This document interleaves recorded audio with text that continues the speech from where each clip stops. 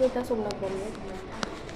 दरवर्षी गतवर्षीप्रमाणेही ह्या वर्षी आपण खेलेंगे हम भी होली हा कार्यक्रम शहराचे हृदयस्थान गुलमंडी द्वारकादासजी पटेल यांच्या पुतळ्याजवळ हा कार्यक्रम आपण घेण्यात येत आहे। रंगाचा उत्सव, प्रेमाचा उत्सव, वसंत उत्सव या उत्सवाचा साक्षीदार दरवर्षीप्रमाणे याही वर्षी हे शहर आहे। त्याचप्रमाणे संध्याकाळी 5 ते 8 या दरम्यान हा कार्यक्रम आपण आयोजित केलेला आहे। यात कोणतेही राजकीय किंवा धार्मिक व्यासपीठ इथे नाही। ह्या कार्यक्रमामध्ये सर्व प्रकारच्या महिला, विद्यार्थिनी, महाविद्यालयीन विद्यार्थिनी, तरुणी किंवा ज्येष्ठ महिला यात सहभागी होऊ शकता।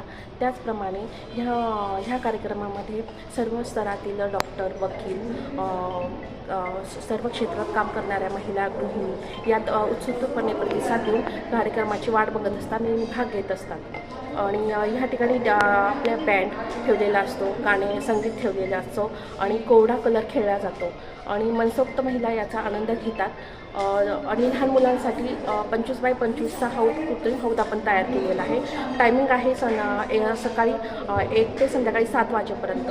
मी एकच आवाहन करते पालकांना की आपल्या मुलांना ची जबाबदारी स्वतः घ्यावी आणि ज्या महिला सर्व येतात त्यांच्यासाठी आपण कोरडाकडं आपण स्वतःच आयोजित म्हणजे स्वतःच ठेवतो तिथे। आणि त्याच्यासोबत आपण होलिका दहन पण करतो। वर्षभरात जितक्या पण महिलांवर अत्याचार झालेले आहे त्याचे आम्ही पोस्टर वगैरे तयार करतो आणि ते तिथे ठेवून आपण एक प्रतिकात्मक दहन तिथे करतो की ह्या सर्व गोष्टींचा आम्ही निषेध करतो। आणि ह्या कार्यक्रमासाठी सर्व महिला म्हणजे आम्ही कोणाला फक्त व्हॉट्सअपद्वारे, फेसबुकद्वारे सगळ्यांना आवाहन करते की या आणि जवळजवळ 500-1000 महिला माझ्या तिथे येतात आणि वाट बघत असतात ह्या कार्यक्रमाचा। ही संकल्पना कशी सुचली तुम्हाला?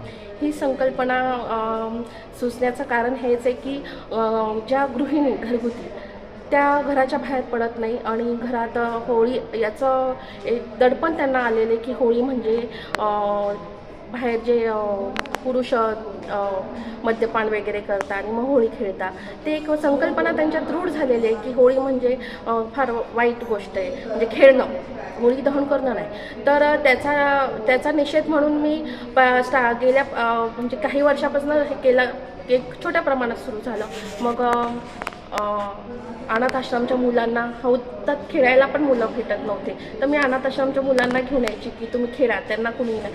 आणि असं करत करत छोट्या मोठ्या अशा प्रमाणात जेव्हा महिलांना जाणवलं की इथं सुरक्षा व्यवस्थित आहे, काहीच टेन्शन नाही आणि गृहिणी पण इतक्या मनसोक्त तिथे उत्सवात सहभागी होऊन मला प्रतिसाद देतात। फक्त रंगोत्सव हा माझा कन्सेप्ट नसून दरवर्षी मी श्रावणी उत्सव पण घेते, नवरात्रीचा उत्सव पण घेते आणि सर्व महिला ह्या सर्व कार्यक्रमाची आवर्जून वाट बघत असतात आणि सर्व मला खूप छान प्रतिसाद देतात। किती वर्षापासून हा कार्यक्रम? गेल्या 10 वर्षापासून, हे 10वे वर्ष आहे आपलं। तुमच्या संयोजिका वगैरे काही मंडळ आहे का तुमचं? संयोजिका मी स्मिता बोंबले, माझं प्रतिष्ठान स्मिता बोंबले प्रतिष्ठान, याच्या अंतर्गत मी हे सगळे कार्यक्रम घेत असते आणि आरती शामल मला मदत करत असते। म्हणजे होळीच्या कार्यक्रमासाठी ते आवर्जून मला मदत करतात। काय आव्हान करणार तुम्ही महिला वर्गाने? महिलांना हेच आव्हान करता की म्हणजे सर्व क्षेत्रात महिला पुढे गेल्या पाहिजे।